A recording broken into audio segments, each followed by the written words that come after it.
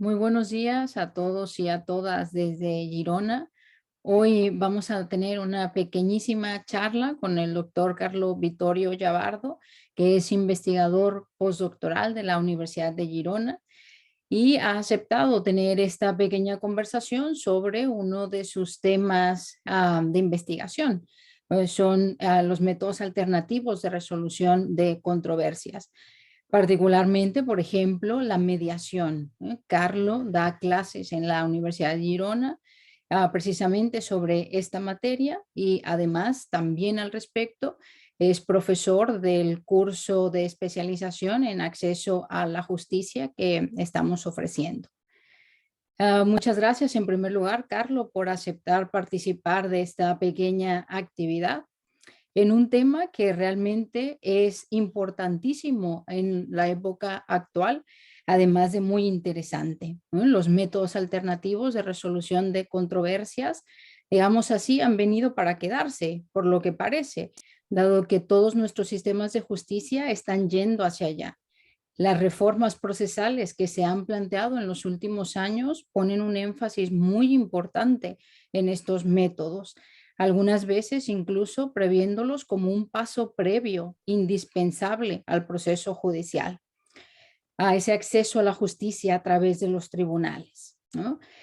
Como decía Capelletti, una de las tres olas al acceso a la justicia son precisamente estos ADR, ¿no? Estos métodos, por lo que tener un conocimiento sobre no solo sobre su práctica, sino también sobre la teoría, las implicaciones que tienen, me parece fundamental para los juristas de la época actual.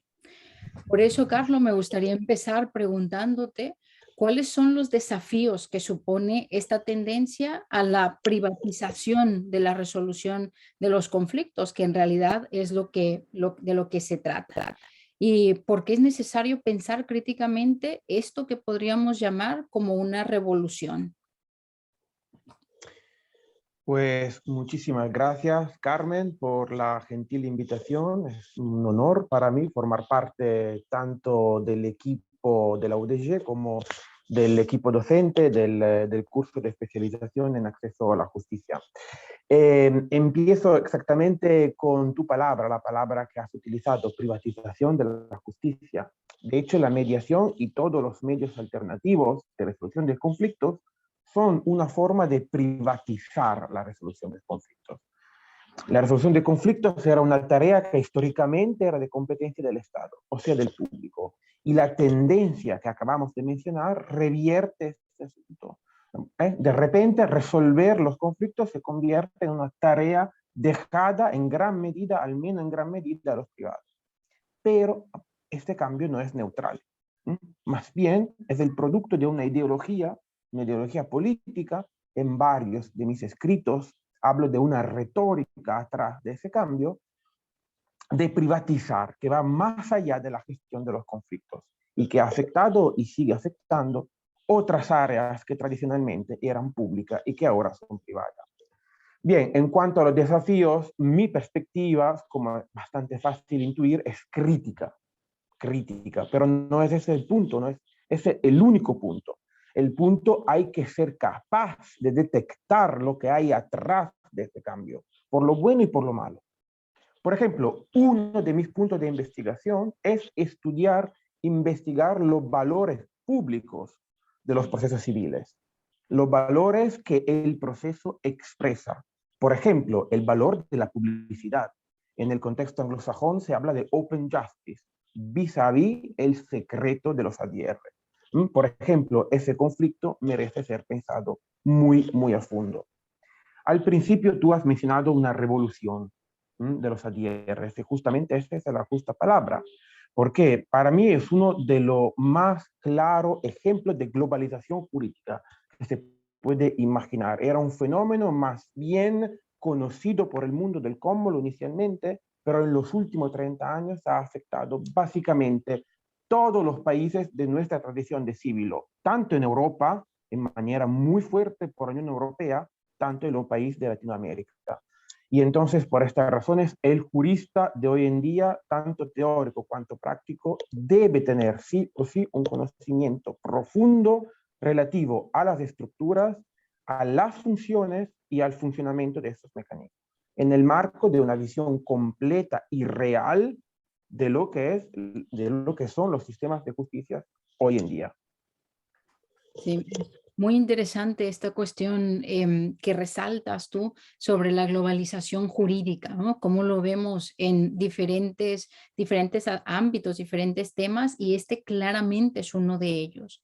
En esta misma línea, por ejemplo, los ODR, ¿no? Los Online Dispute Resolution.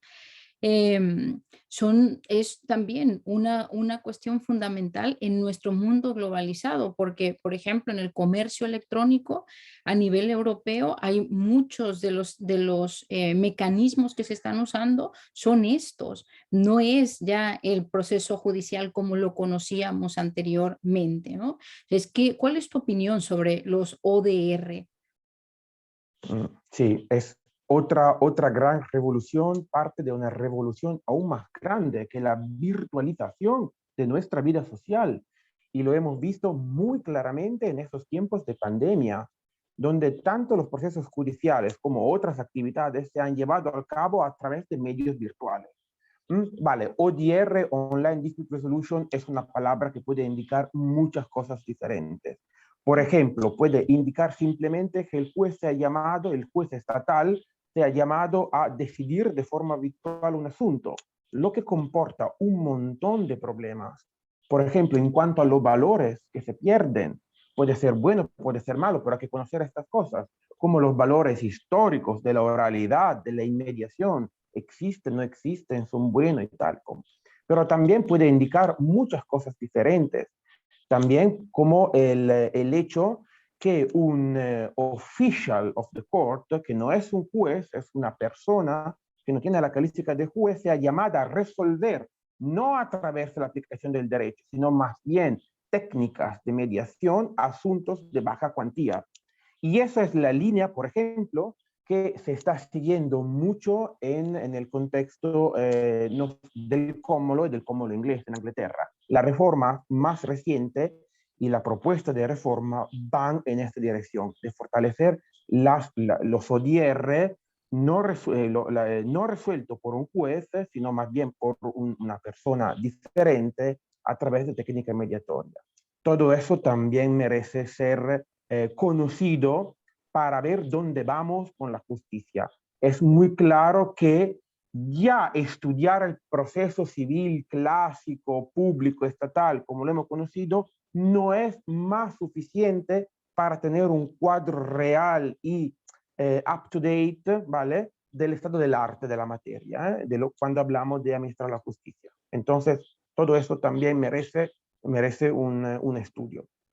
Claro, y en ese estudio, en esa actualización de cómo fuimos enseñados en el derecho, muy centrados en el proceso judicial, porque era lo que entonces había, me parece muy importante resaltar la concepción que tienes tú, ¿no? Una concepción crítica sobre esto, no una Sí, sí. concepción en la que simplemente se pone sobre la mesa los aspectos positivos, que desde luego los tiene toda esta revolución. Pero digamos, hay que tener como esa doble visión. Por eso una pregunta que me interesa hacerte es, ¿cuáles crees que son los riesgos de toda esta transformación? Digamos, el lado oscuro de los ADR y de los ODR. ¿Qué perdemos, qué ganamos con todos estos cambios en el acceso a la justicia a través de estos métodos? Sí, ese es un punto que yo como investigador de filosofía del derecho me ha interesado mucho porque veo que es filosóficamente muy denso la evolución de los ADR. Como has dicho, mi perspectiva es crítica y uno de los lados oscuros, no el único, sino uno de los varios, por ejemplo, es que la mediación, un discurso aparte, debería ser hecho por el arbitraje, pero la mediación, la negociación, la conciliación no maximizan y de hecho rechazan los valores de la igualdad de trato y de la seguridad jurídica, como formuladas por el principio base, que es tratar situaciones iguales de forma igual o situaciones similares de forma similar. ¿Por qué eso? Simplemente porque a los ojos de los partidarios de los settlements no existen dos situaciones iguales. Claro. Cada conflicto es diferente, cada conflicto es único y por lo tanto requiere una solución única. Es una forma, si quisiéramos decirlo, de particularismo. ¿Mm? Pero entonces, en ese sentido, los medios alternativos no son solo alternativos. La palabra alternativo no se aplica solo alternativo al proceso judicial, sino más bien profundamente alternativo al derecho, entendido históricamente, como lo conocemos, como un conjunto de reglas generales y abstractas que se aplican a una categoría de casos, a una categoría de casos. En este sentido, la ideología política, la retórica, como yo digo, de los ADR, rechaza este asunto, lo que me parece conllevar a muchas consecuencias muy fuertes a nivel de teoría del derecho.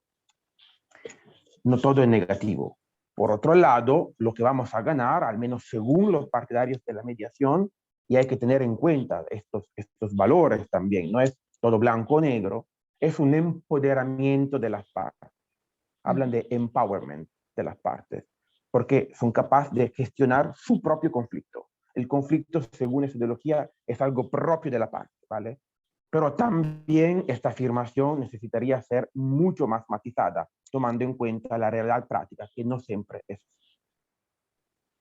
Claro, es interesantísimo todas estas cuestiones y estas consecuencias que tenemos que ser bien conscientes que se van a generar y de hecho se están generando, ¿no? Como decíamos hace un momento, no solo enfatizar los aspectos positivos que los tiene, sino también tomar conciencia de estas otras problemáticas, de esta transformación que sin duda alguna suponen para poder decidir adecuadamente su impacto en nuestros sistemas y luego en los casos concretos cuál es lo que más nos conviene, etcétera, ¿no?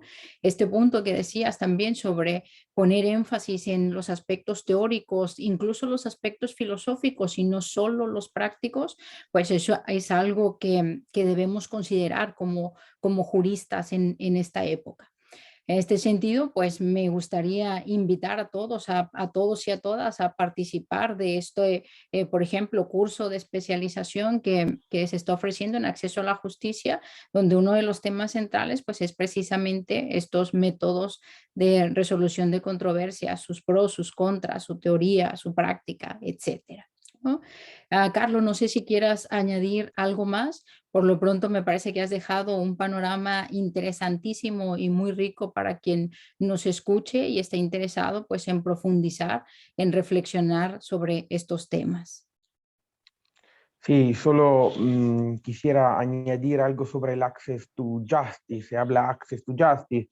Entonces, la palabra justice aquí debería o tiene un significado mucho más amplio del access to court. O sea, en este sentido, justice se refiere a la justicia, no solo la justicia formal, la justicia según el derecho, sino la justicia sustantiva, la justicia informal o, como yo digo, aformal, porque rechaza muchas cosas del formalismo. Pero todo eso no debe ser como recibido así críticamente, sino necesita ser pensado muy a fondo en sus raíces también políticas, también ideológicas, filosóficas, sociales. Y eso es lo que intentamos de hacer en el curso que ofreceremos, en el cual me honro de formar parte.